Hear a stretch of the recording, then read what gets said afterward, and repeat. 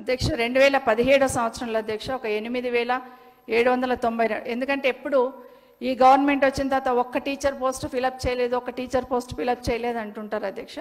2017లో 8,092 ఉద్యోగాల భర్తీకి public service commission ద్వారా రిక్రూట్ చేస్తాం అధ్యక్ష. అందుకే డిఎస్సి అనేది కింద పబ్లిసిటీ కాలేదు అధ్యక్ష.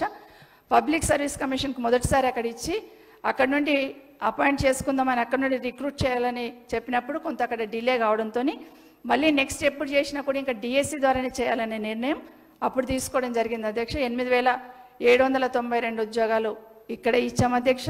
11,000 పైచీలకు ఉద్యోగాలు గురుకులాల్లో అపాయింట్ చేస్తాం అధ్యక్ష. 12,000 పైచీలకు నాన్ టీచింగ్ సిబ్బందిని కూడా గురుకులాల్లో అలాట్ చేయడానికి రిక్రూట్ చేసుకోవడానికి శాంక్షన్ కూడా ఇవ్వడం జరిగింది అధ్యక్ష.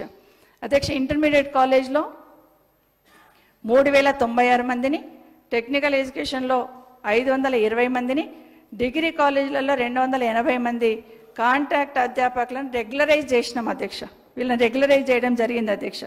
అధ్యక్ష నా విజ్ఞప్తి ఒకటే అధ్యక్ష, ఎందుకంటే ఎన్నికల కన్నా ముందు కాంగ్రెస్ పార్టీ ప్రభుత్వం అధికారంలోకి వస్తే అందరినీ కూడా లెక్చరర్స్, గెస్ట్ లెక్చరర్స్ని కానీ లేకపోతే కాంట్రాక్ట్ లెక్చరర్స్ని కానీ రెగ్యులరైజ్ చేస్తామన్నారు అధ్యక్ష.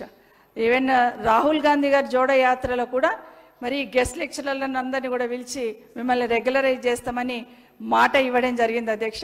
దయచేసి ఆ దిశగా ఆలోచించండి. అన్నిటికన్నా ముఖ్యంగా ఇంటర్మీడియట్లో ఉన్న గెస్ట్ లెక్చరర్స్ ఎవరైతే ఉన్నారో అధ్యక్ష రెన్యువల్ చేయలేదు, ఇప్పుడు ఇమీడియట్గా రెన్యువల్ చేయండి అని కూడా ఈ ప్రభుత్వాన్ని కోరుతా ఉన్నాను అధ్యక్ష.